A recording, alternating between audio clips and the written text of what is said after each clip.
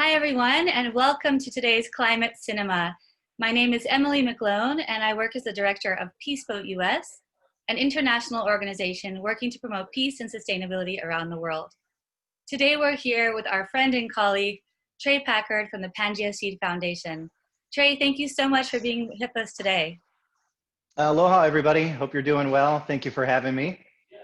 Yes, it's great to have you calling in from Hawaii. Yeah, beautiful day here. Quarantining in paradise. All right. Well, the PangeaSeed Foundation has been doing such incredible work around the world. Tre and I actually started working together in Tokyo, Japan, many years ago, and now from Hawaii to New York City, we're continuing to put ocean conservation and climate action on the forefront of all of our activities, using art as a tool for social change. So Tre, tell us a little bit about PangeaSeed and your work with the foundation, as well as what you're working on right now. Yeah, so with PangeaSeed Foundation, I started the organization when I was living in Japan, and that's where we first met. So some of our first events were, co-hosted with events that you were producing at the time.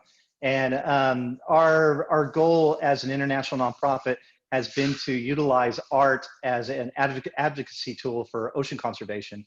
A lot of the issues surrounding, the oceans right now, such as climate change, plastic pollution, acidification, and so on, can be challenging for the general public to wrap their mind around, but art is an incredible vehicle to translate these issues in a way that really engages and inspires positive action. Absolutely. And you do such a great job of bringing that creative talent out of everyone to really work for the oceans, whether it's the artists or the scientists or local community or youth, really getting civil society involved in making a difference. So it's really incredible the work you all have done. And one of the most amazing projects that you've put together is the SeaWalls project. So tell us a little bit about that, because today we have so many videos that everyone's going to be watching at the Climate Cinema talking about SeaWalls. Yeah, definitely. So within PangeaSeed Foundation, we operate under what we call the SEA approach, the S.E.A. approach: science, education, and artivism. And artivism is this concept of marrying art and activism as a tool for advocacy. And we're applying that toward oceans and the environment. And through our journey over the years as a nonprofit organization, when I first started PangeaSeed Foundation, the environment was either kind of conservative or militant, and I felt that there was a lot of opportunity to expand on that. It's a big arena, and you can do a lot, with different mediums to give a voice to the oceans or to what you care about. And so we decided to incorporate art as that driver. And we've been doing that ever since, and experimenting in so many different ways, because there's not necessarily a blueprint for what we've created as an organization. So there's a lot of trial and error. In 2012, Aaron Glasson, who's our creative director for PangeaSeed Foundation and a good friend of yours as well, Emily, he's also been a resident on the Peaceboat. He was a documentarian for you guys years ago. But Aaron was living in Sri Lanka and teaching art in Sri Lanka. And during a visit, we decided to create a mural within a fishing village that advocated for the sustainability of manta rays, which are heavily overfished throughout the world. It was kind of a light bulb moment where we realized that, by taking large-scale art into the public space, it's democratic, it's free source, and you're giving it to people. And it was a light bulb moment for us where we realized that, by harnessing, this power of public art, we have this opportunity to really engage people on a way that, I think most organizations don't have the capability of doing, because what we've done over time, and I'll get into the SeaWalls Artists for Oceans project in a moment, is we're collaborating with coastal communities around the world, and we're going in and transforming landscapes. So through these videos, you'll see the scope and the scale of what we're creating, through the SeaWalls Artists for Oceans program.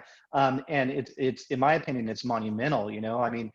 We've created over 400 ocean advocacy murals in over 17 countries with close to 400 artists. So, there's no program like this on the planet. We're really engaging artists from all different backgrounds, all different skill sets. This is an inclusive opportunity for artists to utilize, their creativity to give a voice to what they care about. So, we created that first mural in Sri Lanka, I think in 2012, and then tinkered with the idea and then launched the SeaWalls Artists for Oceans program in 2014 in Mexico. That was our first project. And we did, I think it was 15 murals on a small island in the Caribbean that advocated for whale shark conservation and manta ray conservation. And we were marrying science, education, art, and creating, a new approach to ocean conservation. It's so amazing. I remember we were traveling on the Peace Boat to Cozumel in Mexico, and we arrived also in collaboration with PangeaSeed to paint a mural with some of our youth working towards the United Nations Sustainable Development Goals. But on the way to our site to paint the mural, we found so many amazing murals from PangeaSeed around the island. And these are huge installations that are permanent. In many cases, they stay there for years, and they're able to inspire action and positive thoughts towards making conservation efforts for the oceans. And what are some of the highlights for you, having done so many murals and having so many different artists from around the world involved in PangeaSeed? Yeah. I mean, there's so many. Like, I do a lot of the documentation for the organization, so each of the murals are kind of like my children. It's to some degree. You put so much blood, sweat, and tears into it, and then you let it out into the world, and you give it to the people. And yeah, over the years, I mean, we've taken the project from the polar bear capital of the world and the subarctic remote outposts in these areas that are incredibly harsh in terms of weather conditions, but are at the forefront of human impact on the environment, especially with climate change. We've taken it down to the Coral Triangle, New Zealand, Australia, just all over the world. So the reception and the reaction to the program has just been incredible over the years, more than we could expect it. So it's really taken on a life of its own, and really takes up a lot of our time, because as a small nonprofit organization internally, we're quite lean. So we're limited on, the amount of, work that we can produce, per year. But yeah, I mean, there's just so many incredible, experiences. Because again, we try to go into communities that don't necessarily have a public art footprint. And when we're doing that, you're bringing something new, to the community. So there is a learning curve. There are some people that are very, passionate right off the bat, and embrace it, and others that are, curious and want to know, what we're doing. And that's the beauty of it, is you're starting dialogue. And I think, when it comes to these issues that are affecting our oceans right now, the main point, or the main thing that we need to be doing, is getting people on board any way that we can, and wanting to be better ocean stewards, wanting to be advocates, voting for the environment, whether that's by what you're purchasing on a daily basis, or who you're electing for your representatives in your community. And art can be that gateway. So over the years, the experiences that we've had, we've got a core crew that helps us develop these projects around the world.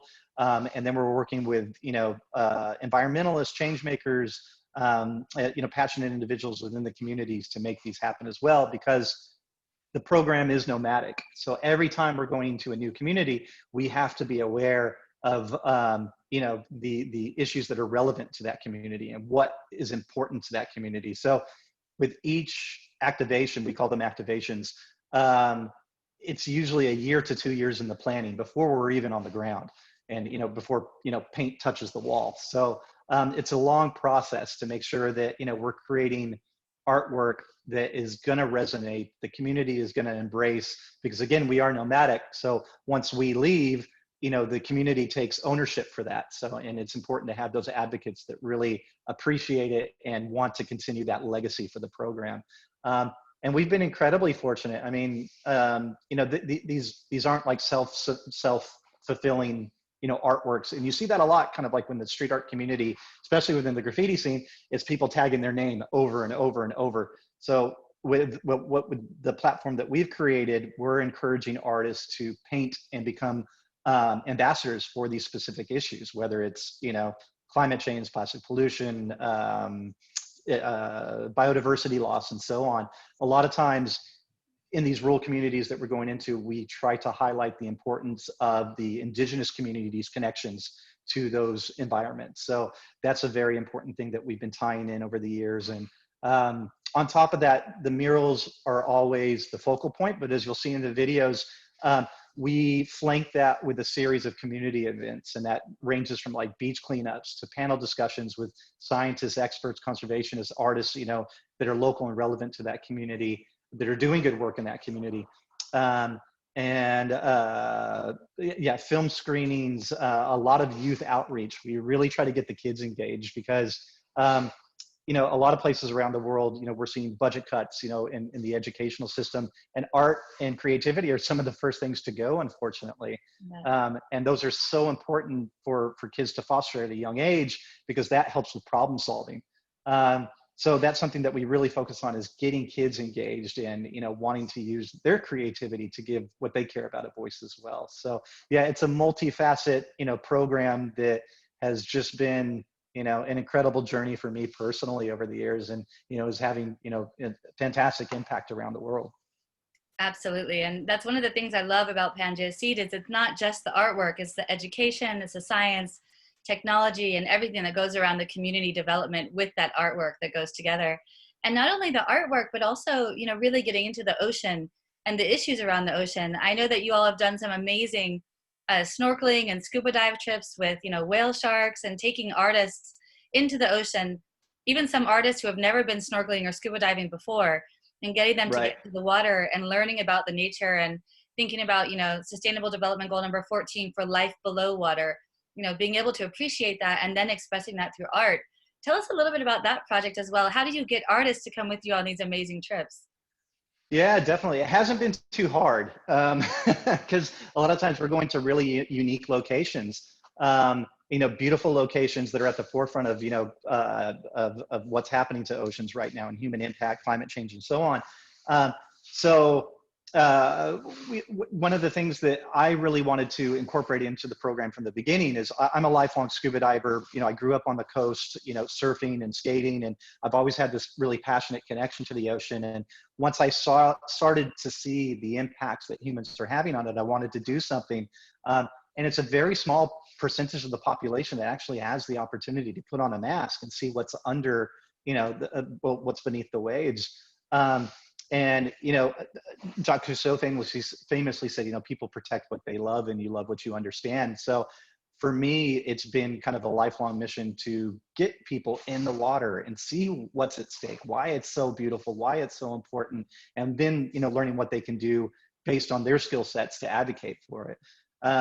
And yeah, over the years, you know, we've been able to create some really powerful partnerships. For example, I'm a PADI dive ambassador. And Patty came on board to help us get some of the artists scuba certified in specific locations. That's great. And, you know, artists that have never been in the ocean or never scuba dove before, you know, so seeing that transformation has been amazing. And then, you know, after going through that experience, they go into the community and then they paint murals about what they experienced and why it's important to protect those natural resources. So yeah, you know, making those direct connections with the artists, from my perspective, has been key, especially while we're on the ground with the project, because the artist is, in all senses, an ambassador for the issue that they're painting about. So they need to be well versed. They need to be able to, you know, communicate about that. So that's part of the process, is this kind of like initiation to some degree. You know, we're going to throw you in the water. You're going to, you know, you're going to learn from the scientists, the researchers that are there on the ground, you know, trying to save it and learn. So yeah, it's like I was saying, it's a multifaceted, you know, program, and yeah, it's quite amazing.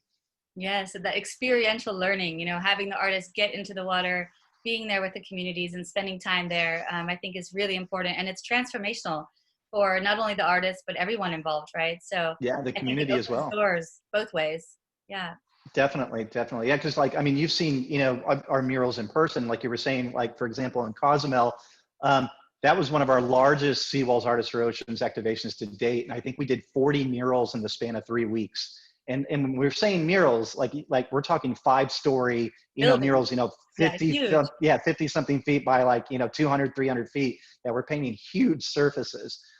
So you can imagine that, like, you know, in a cityscape where, you know, we take over, you know, a section of the city, and, you know, paint these murals, how that transforms that landscape. And we're very, you know, thoughtful about how we do that. We work with community leaders, you know, the neighborhoods, to make sure that we're putting art that is going to resonate and be important and speak to that community.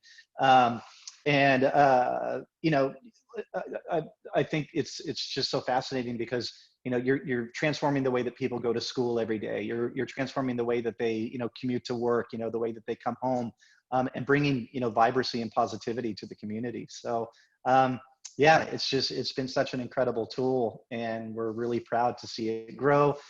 Unfortunately, as with most people, producing public events, COVID really, threw a spanner in the works, and we had to postpone major projects in California, in Boston, Massachusetts, in Jamaica, in Ecuador. So some of those have been canceled, and some have been rescheduled. So we're, really looking forward to getting back, out into the public space and painting. This week, actually, we've been producing SeaWalls Boston, which is more of a pilot project from the original concept where we were going to do something large scale. But we've ended up doing 6 large scale murals with a local team, with only local artists. So we're not bringing anybody in from the outside, practicing social distancing, following, CDC guidelines, and producing some really incredible art, in a time that, I think people can use some vibrancy and color in their lives and in their neighborhoods.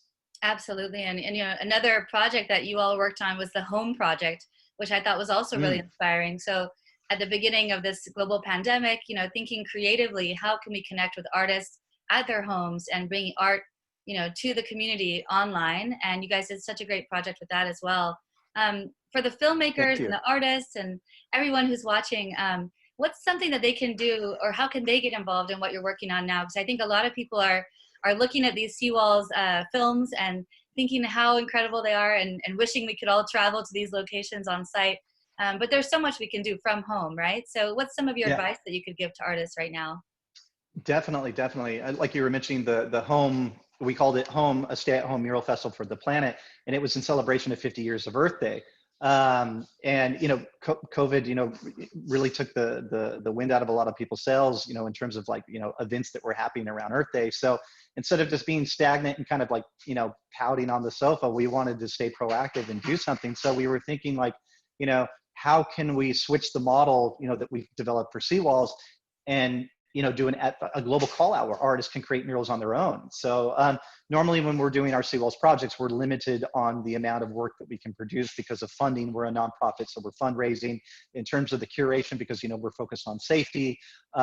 So this, and we're consistently just hammered online by creatives asking how they can get involved and how they can be part of the project. So we created the Home Project and just did a call out, and we had no idea what the reception would be like. But in the end, we had over 850 artists representing 52 countries that created stay-at-home murals celebrating Earth Day. So that really showed that the power of connecting via online and social media platforms. So we're kind of springboarding off that right now at the moment, and we've got a new project that we just launched called Vote the Environment, where creatives at home right now, sheltering in place, can create artworks to encourage people to vote for the environment. Yeah, so we're consistently trying to develop new ideas, new campaigns to get creatives involved, while a lot of people are kind of stagnant and stuck in place. Yes, and I think that's such a key term, vote for the environment, right now, with so many issues, whether it's climate change or ocean degradation, or even human rights around the environment, and all these different issues that we're facing today. Seems to be a constant challenge for people to think about on the political scale. And I think that voting and making sure that climate is on the ballot and that environment is on the ballot, and voting for science, right? And believing in the science and the facts. Exactly. The 1.5 degrees and all of the, issues that we know are really something that we have to think about for not just our generation, but the future generations who are going to have to deal with the aftermath of climate change. So thank you for all the incredible work that PangeaSeed is doing. Thank you to all the filmmakers and the artists, and for everyone who's tuning in. And we just look forward to collaborating more and finding more SeaWalls murals, whether it's in Hawaii or New York City or around the world. In Boston coming up right now, there's just going to be so much more that we can do with our local communities, even from home. So let's continue to work towards that. Awesome. And if people want to find out more information about PangeaSeed Foundation or the SeaWalls program, there are both standalone websites for both, and we're both very active on social media. That's at PangeaSeed or at SeaWalls _ SeaWalls.org and PangeaSeed.Foundation. So yeah, great. And there's opportunities on both pages to get involved.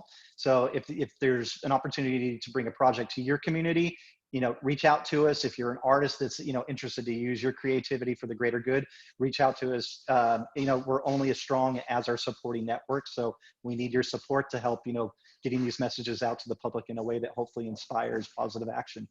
Absolutely. And I think now more than ever, being connected and supporting each other, building these networks for climate action and positive change is super important. So we'll continue working together. And yeah, we hope that everyone who's tuning in today can also join us. So vote for the environment, join PangeaSeed, support climate action, and let's make a positive difference together. Thank you so much for today. And thank you, Tre, for joining us for this special behind the scenes interview with PangeaSeed Foundation. Thank you so much for the opportunity, Emily. Looking forward to seeing you soon. Yes.